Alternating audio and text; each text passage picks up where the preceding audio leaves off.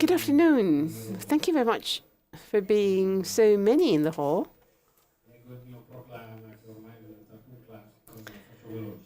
I'm reading my short speech.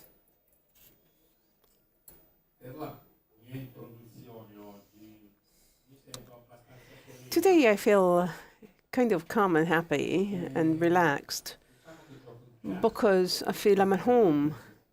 This is how I see it. I see so many friends amongst you, and I feel greatly pleased in hearing and feeling your support. I feel at home also because together with Vincenza Oro, we've been kind of friends, as it were, for so many years. Never too many years, of course.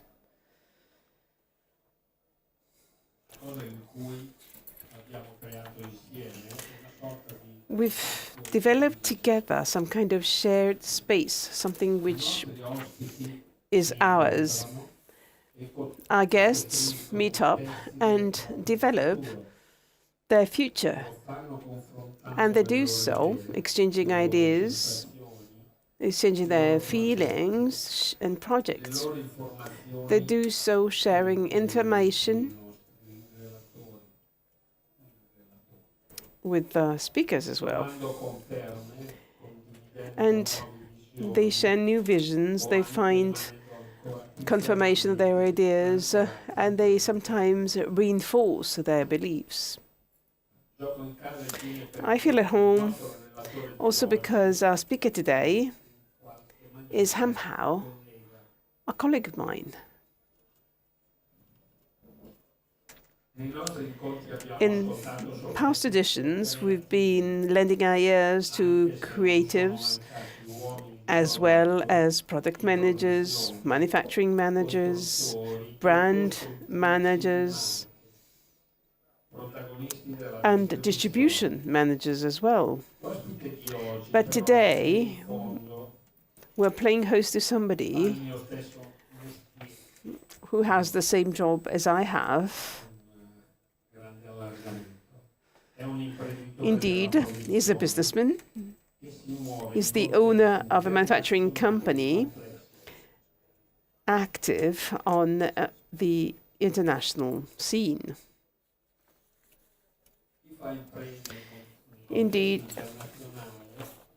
businessmen, owners of company have to be practical. A businessman should always be practical, should keep their accounts under consideration, should always look at numbers, because they have an important responsibility towards themselves and their family, their co-workers, and the social framework in which they live. Businessmen, owners of companies, have to be practical and flexible. If you are too stuck in a way, you might lose a sight of the situation around you. You should always lend an ear to what surrounds you, so as to understand potential changes coming away, ready to change course, and to take upon yourself ensuing responsibilities. Businessmen, owners of company, has to be practical, flexible, and have to have a vision.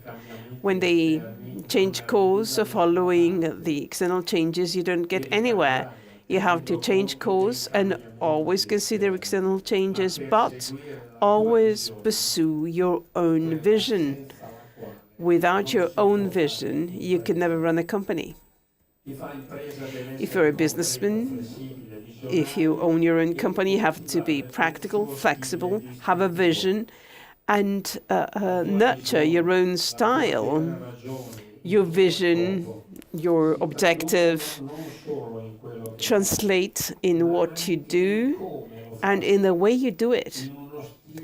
Indeed, your distinctive style becomes the way everybody else understands you, perceives you as a person, as well as a businessman.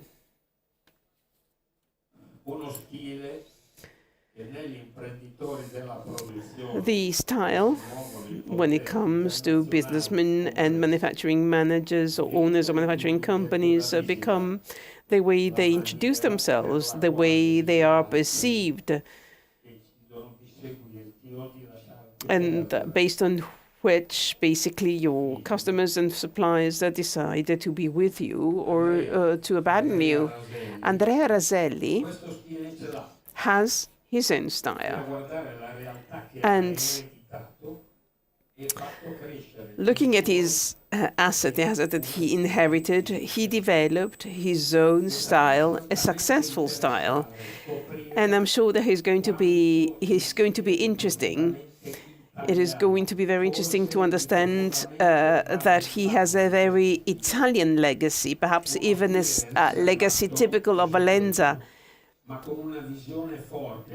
He has a very strong vision, as is typical with Valenza businessmen, with a clear eye and with a very sensitive attitude vis-à-vis the surrounding situations. His style is practical, and he's able to bring advantages to his own community. He can defy also commonplaces and fairy tales that might be an obstacle to the growth of industrial jewelry. I'm very pleased to give him the floor.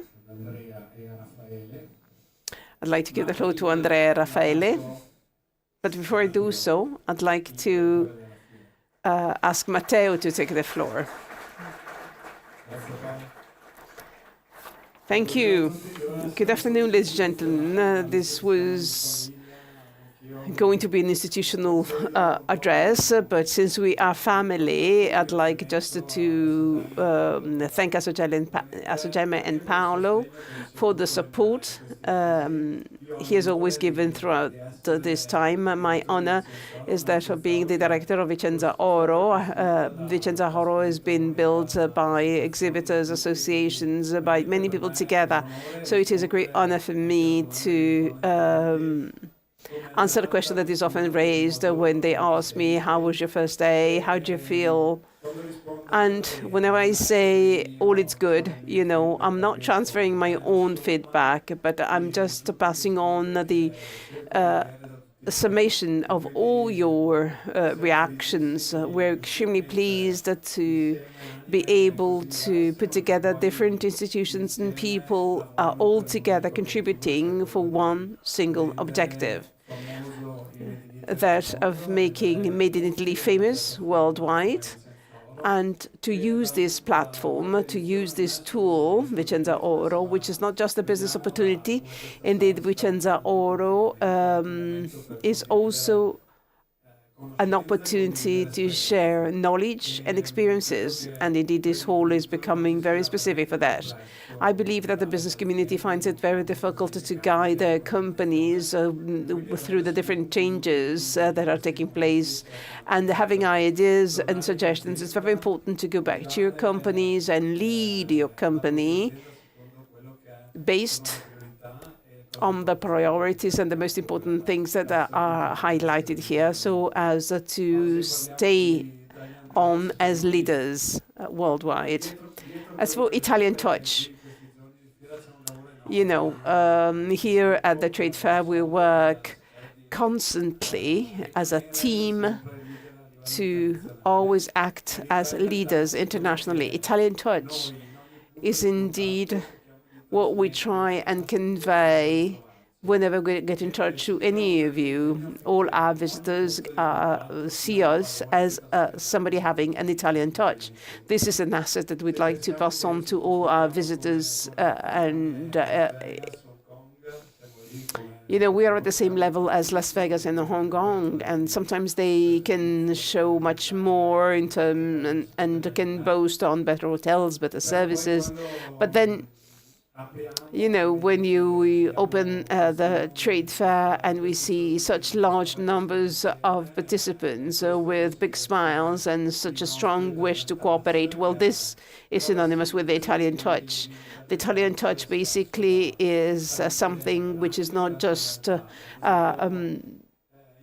signature of our brand, but of our counterparts.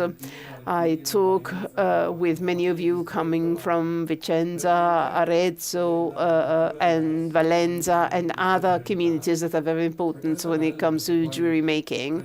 Each of them, of course, have their own specifics, and in a way, there's some kind of competitions which is established between the different provinces, and this obviously has always positive repercussions. I would like to thank you all. I'd like to thank also Mr. Gelli for contributing experience, and I'm sure that we are going to learn a lot today. And having said as much, I'd like to wish you a very good experience at the trade fair this year. Thank you.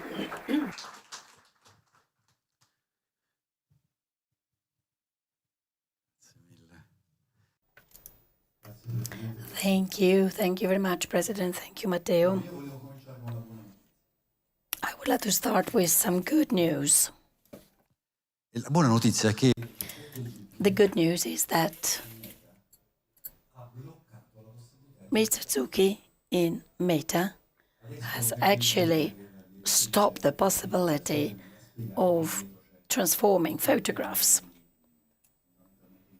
I know that this is all related to copyright and things like that, but this is good news. Why is this good news? The last time we met with the metaphor that Maria Cristina Squarcialupi really liked, we said that change is something you can ignore, you can adapt to, or you can do something different. You can be the change. You can be active in the change. But to be active in the change, there is one thing that you need. You have to know the reality you want to change. So, if there are no tricks in the reality you want to change, then your job is easier. And if there is one thing where there's so many tricks and embellishments, well, that's a made in Italy idea.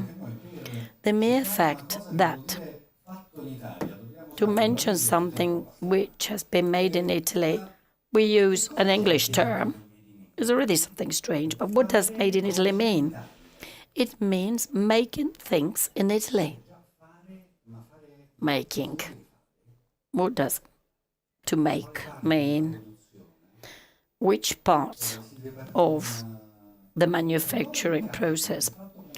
A cashmere jumper made out of wool coming from Mongolia, is that a made in Italy product? Of course it can, but this is debatable. Making things, what are things? Is a semi-finished product a thing, an item? If I had asked ChatGPT to write down the questions I'm going to ask Andrea, maybe the result would have been better. But if I had done that in Italy, would it have been a made in Italy product done on a Chinese computer through AI? What does made in Italy mean? The food industry is having issues with this. I mean, what about Parmesan cheese? Parmigiano Reggiano. Well, without the Sikh community, we would not have Parmigiano Reggiano in Italy, but it is a completely made in Italy product. So, as you can see, made in Italy is something that can be embellished, but it is also something beautiful per se. So I will ask Andrea to take us on a journey to discover this beauty, to discover the Italian touch.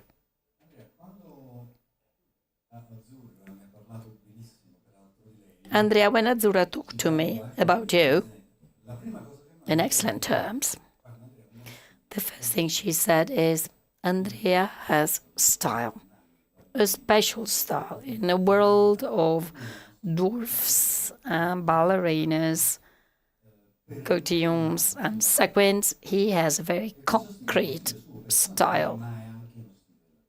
This is his personal style, as well as the style of his company.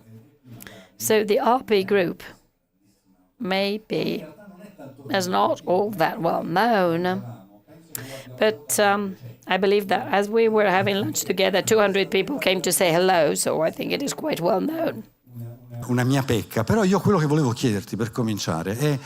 However, I would like to ask you to leave behind your understatement, make an exception, and tell us something about you and your company. Nell'understatement penso che l'azienda... Great, I'll try to do that. Well, I believe that understatement is an interesting aspect. Raselli Franco S.p.A. was founded by my father in '69, and it is a typical example of entrepreneurship in the Valenza area, where a person like him, a goldsmith, decided, together with a friend first and then alone, to develop an enterprise, which is the same enterprise we're still managing today. Initially, the company produced parts for different companies in our area. Then we became wholesalers. In the 80s and 90s, we approached Saudi Arabia and the Eastern countries, and then towards the end of the 90s, we came back to Italy, exporting some items and producing for some brands. Ever since I was a child, I have been living in the world of jewelry. My father didn't like to travel alone when he went to buy gems. So at the age of 12, he said, "Will you come with me?" I thought, how beautiful, he's going to take me to the fun fair. Maybe he's going to buy me a present. We actually left on Friday evening when the company was closed. And Saturday morning at 7:30, we were visiting the first supplier, and I had to write sizes of gemstones on plastic envelopes, and that is how my weekend progressed. During the following trip, I was also allowed to measure the gemstones, but that was my first approach. And when I decided to take on this job after university, my father said, "Not with me, that would be too easy. You are the son of the owner of the company. People are not going to tell you if anything goes wrong. They'll tell you you're doing very well, maybe you're doing everything wrong. And then I don't want to quarrel with you, so go and get your own experience somewhere else." Okay, I'll go and look for a job. And after some time, my father said, "Well, I found a company for you. And I would like to do with you what my father did with me." His father used to be a cobbler. And he told my father,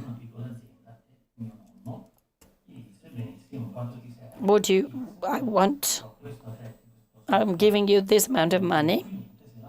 I give the same amount of money to your sister. Do whatever you want with the money. And my father did the same for me. He said, "I'm going to give you this amount of money. You can make your own company." Or at that time, there was this opportunity with a company where a shareholder was leaving. And so in '98, I started in parallel with my father's activities with this job in a Valenza company. In 2001, the two companies were merged in a new building in Valenza. And then we actually totally merged the two companies in 2006. In 2003, 5 years after starting working in jewelry,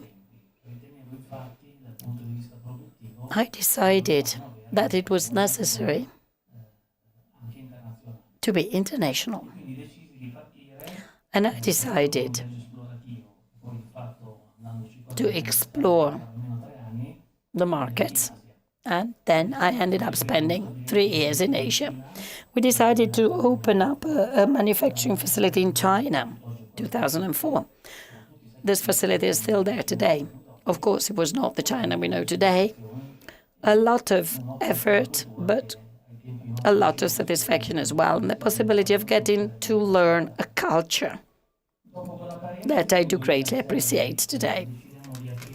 After that, in 2006, we decided to open the first commercial office in Paris to focus on the commercial development of our company in France and in Europe at large. And we did exactly the same in 2013 in the United States. After covering Europe, we decided to move to the United States as well. That meant significant development, both in Valenza and in our manufacturing facilities that had doubled to also cover the local market. Many things happened after this. We were thinking what else we could do in those years. And we thought that the possible development could have been identifying skills that we did not have, a know-how that we did not have, and by companies able to make specific processes. Specifically, we started 3 initiatives. One was a small company with a very special person producing titanium high jewelry with a significant know-how in top jewelry items. A small company cutting precious gemstones, and a company making hand engravings in gold, thus enlarging our portfolio. In 2018-2019, we met another person in Asia, another very special person, who had developed some technologies with non-precious metals, titanium, tungsten, carbon fiber, meteorite.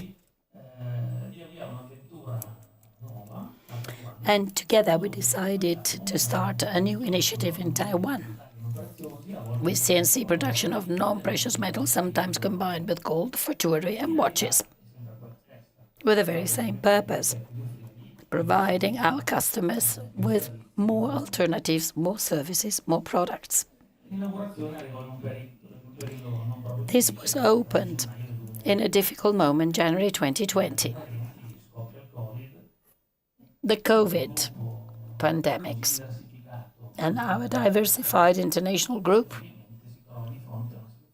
had to come to terms with many difficulties.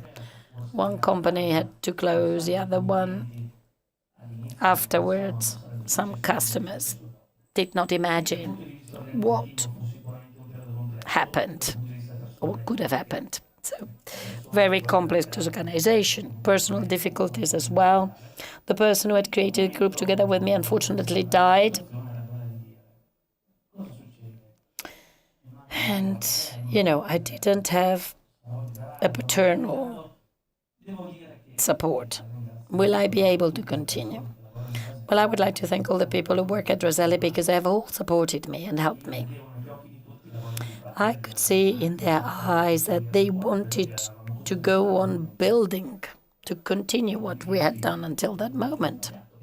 So I thought, okay, we can make it. We can make it together.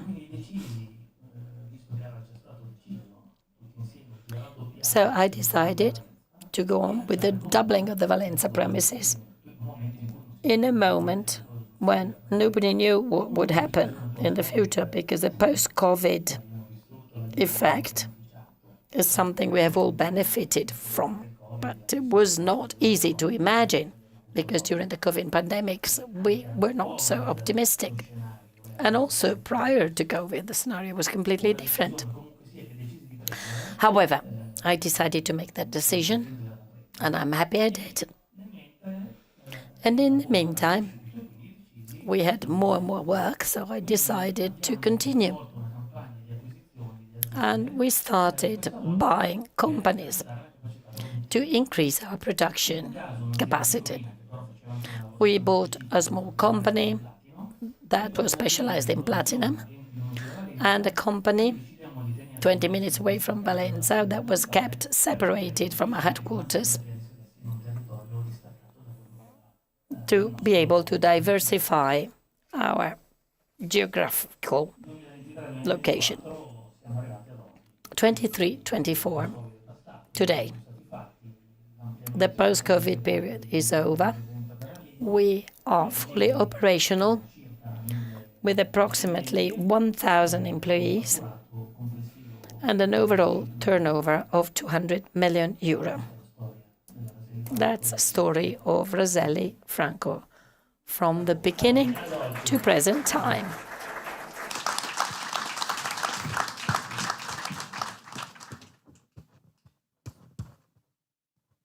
Andrea, questi applausi sono assolutamente... Congratulations, Andrea. You talked about the past history of your company.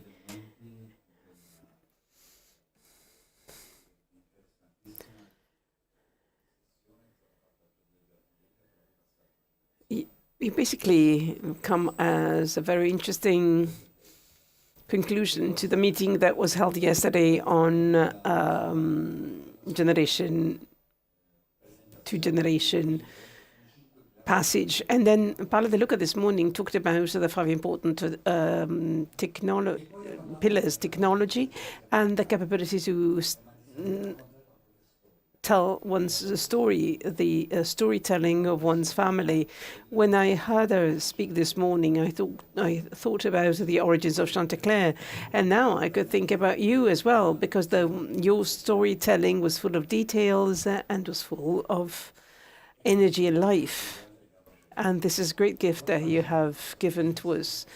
Let's try and give us something else. One of the paradoxes in this meeting that we have created together with the Trade Fair and Assogemme is the paradox of an Italian guy who, as the president was saying earlier on, is typically Italian, typically from the Valenza area, and yet he is expert in internationalization. So there's a twofold element to this man. So to what extent do you think that there was an Italian touch in your business adventure or in the business adventure of your company? Working in your company is similar to working with the French or an American company or a Japanese company? Is there something specific that in a way enabled you to convey the Italian values to your product? What is distinctive if compared to companies located elsewhere? And to what extent can these features be a competitive advantage? Okay, well, perhaps that the easier way to answer your question is to say that perhaps there's quite an important Italian touch in our company, and this is due to the fact that our concept of a family is typical of our country as well. You're asking me whether working with us is the same as working with an American company. Well, I would answer no.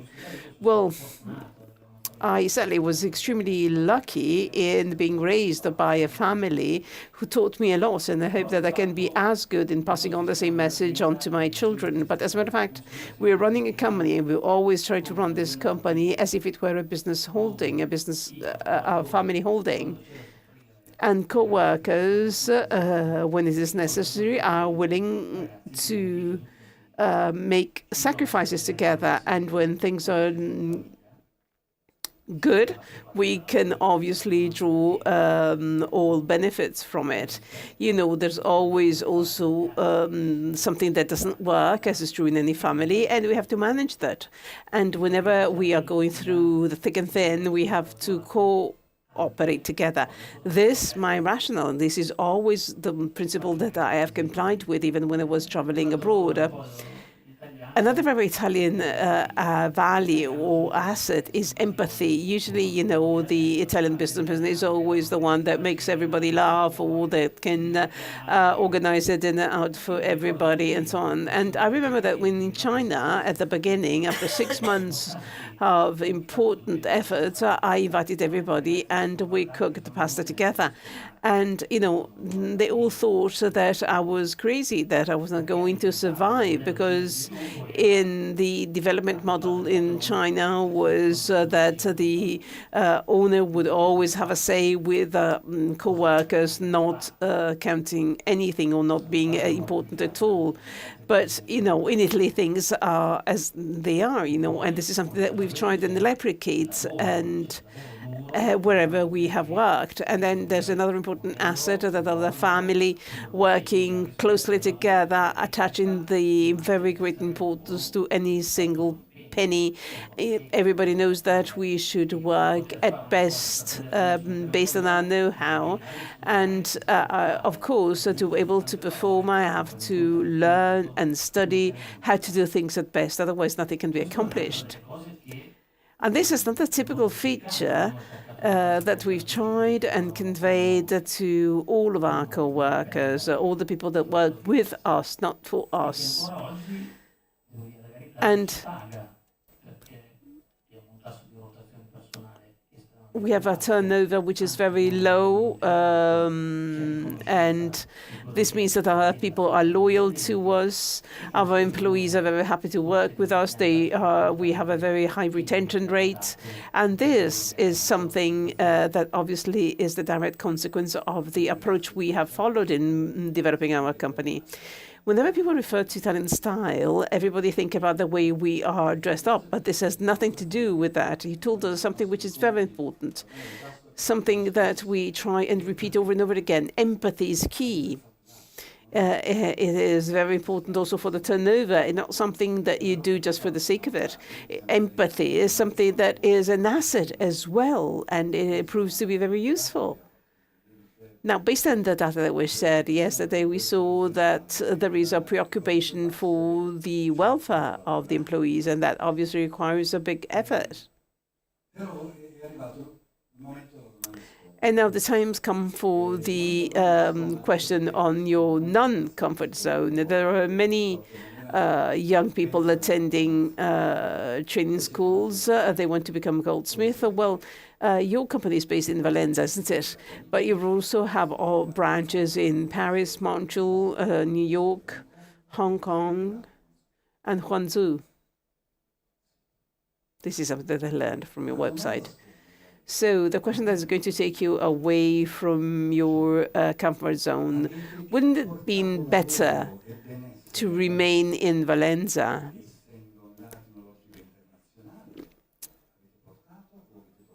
Have you taken things away from Valencia going international, or is there something that Valencia has earned back? This is not a difficult question. This is just a question. At times, evil things are said, especially when comments are made on my decisions, sometimes also made by questions. In Valencia now we have as many as 250 employees. We've grown importantly, even going international. We could have grown even more than that had I not gone abroad. Well, I do not know. I can only tell you what has actually happened. I decided to go international for a whole set of reasons. Going abroad, I learned what was happening abroad, and you know, I was ready to want to see if somebody was better than we were. And I learned a lot. My approach, my rationale is always that finding out, studying, you always have to study more. You know, even when there is somebody who is afraid, you always have to open up the eyes and see what surrounds you. So to get to know, understand, and fear less. And then we also have to use whatever is happening for your own benefit. At times there are raw materials that we find abroad and that we brought home, and we have some high enhanced as well, and that made the company be ever more performing.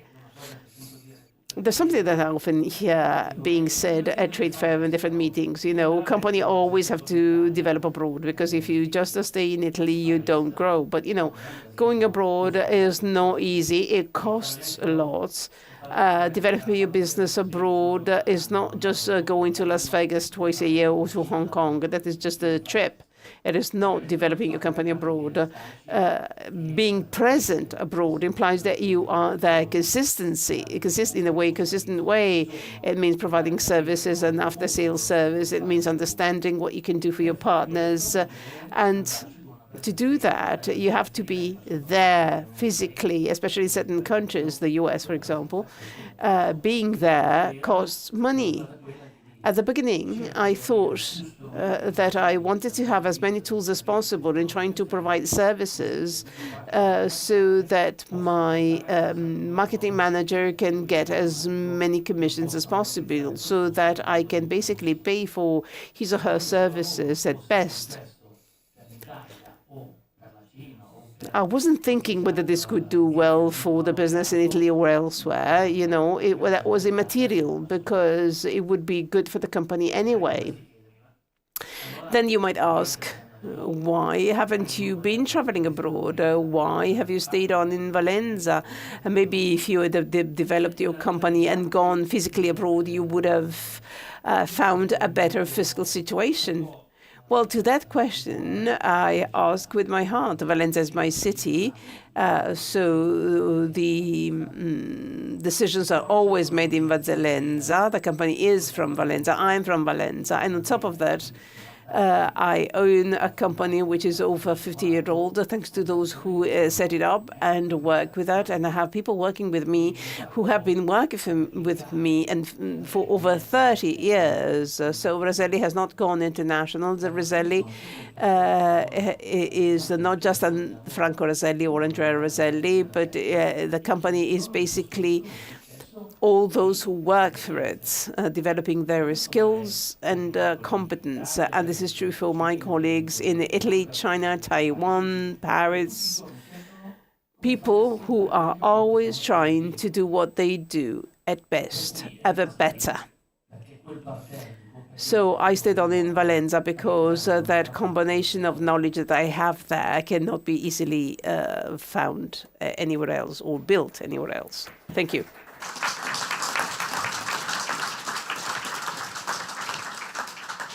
Devo dire che Alessia Crivelli prima mi aveva detto, ma guarda. Alessia Crivelli told me he's a wonderful person. I think we're all realizing that because of the depth of your answers and the humanity. I believe that this is a fundamental element of the Italian touch. So, today, we have here people coming from different cultures. Given your experience at international level,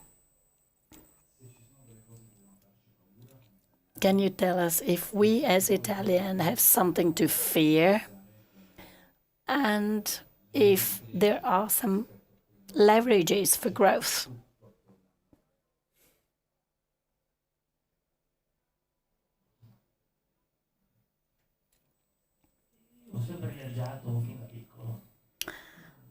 I've always traveled a lot, ever since I was a child, thanks to the fact that my daddy used to bring me along when he was working, also in the summer, for instance. Maybe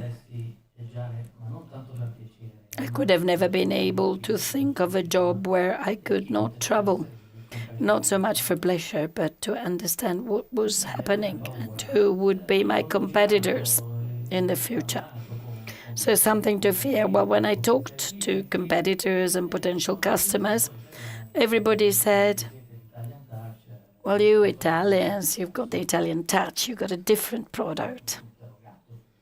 So I actually reflected on this. I mean, if I have to fear Chinese, Turkish, Indian competitors, why should I fear them if people tell me that we have the Italian touch? We live very close to the city of Alba, but we do not sell the white truffles that you can only find there. We do what we have learned from people who used to do it before us.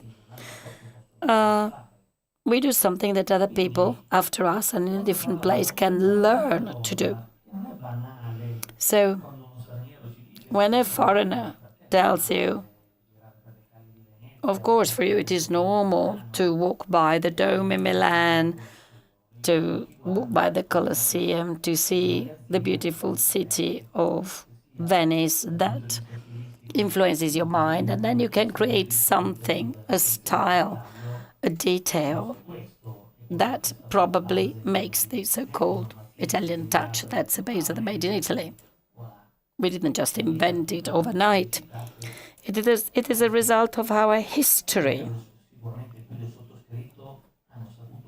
the history that others have created and developed. And that is an advantage we certainly have. So we should not fear what happens around us or far away from us. But of course, there is no guarantee. I should not think that simply because I write Made in Italy, that item is beautiful and well made. I mean, we got also some poorly made Made in Italy products. We can have some horrible Italian design. Because if I think everything is fine just because it is made in Italy, then that's the end. Manufacturers, brands, we all have one single customer, the market. And the market relentlessly evaluates what we do. So if we do something in an excellent way, in a new, innovative way, then we will be rewarded. But if we just sit and wait, we shan't get anywhere.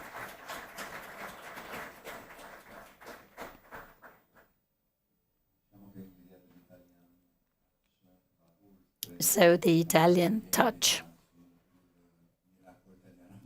does not mean living on the results of the Italian miracle of the 50s. Tra l'altro un cliente importante, un grosso. One customer, a big brand, once told me the following. Please remember, Andrea, that our job starts with a product and finishes with a product. This means it starts when you start designing, producing a product, and it ends when the product is sold and ends up in the hands of the final consumer. That evaluates the product, the design, the manufacturing. If the customer likes it, that's it. But this is an example of how our industry works, exactly in this way. One last question. In your website, I found a beautiful sentence. We create jewelry because we believe that jewelry is crystallized life. Love, tears, pride, envy. This crystallized life, I mean, is this life coming from big brands? Or is there space also for small manufacturers, for independent manufacturers to produce pride, tears, love? Well, we like that sentence. But then, of course, we all know that jewelry is an important element in your life. When you get married, the first thing you think about is a ring for your wife. Che sia un prodotto che facciamo noi. So, I like to think that jewels are related to durability. They embody a memory, an important moment in life, and this is our philosophy. So to answer your question, is this a characteristic only of large groups? Well, no. I think in a different way. I think that also big brands and large groups are not the result of an overnight decision. A big brand is the result of an excellent, innovative product. Then, of course, it became a big group. Given the present market and the criticism moved towards our industry, brands have to work hard to create an excellent product. So this is not just related to big groups, but it is related to the individuals, the people who think about how to design and develop a product. And to do this with style and to do this today, one single person is not enough today. So you need a strong group, a group that is consistent, that has know-how, that is prepared, developing a certain idea or a certain product in an extremely professional way. Otherwise, the product becomes mediocre, the brand becomes mediocre, and everything falls down. However, given the present market situation and given the existing dynamics, the critical mass is necessary to make an investment at production and at commercial level. So, for sure, one of our defects in Italy is excessive individualism. And I believe that this could be a topic for another interview. We have tried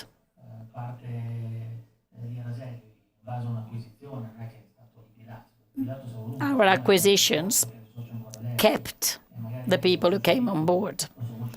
And even if they have a small share in our company, their voice is just as important as ours because we develop together.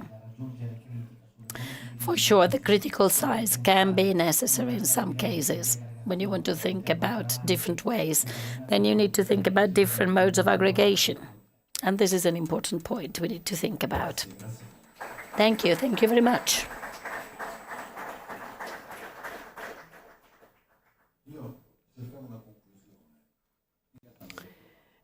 I was trying to find a conclusion, but perhaps this is not necessary. Empathy, hard work, trying to overcome individualism, trying to get to us rather than a combination of different eyes. Well, I believe that all of that is in itself something that doesn't require any addition or comment. There's a word I'd like to leave you with: style. Do you know where the word style comes from? I found it out this morning when I looked it up on Google. Style comes from stylus, and stylus was nothing but the pen. The pen that was used in ancient times to write on wax. And depending on the way you'd write, you'd show a certain set of characteristics. So the style is what we show about our personality, originally in the way we write, but now also in the way we speak and communicate. Thank you, therefore, and I hope that the stylus of Andrea Raselli left on your wax tablet a sign which is significant and that you may keep with you. Thank you.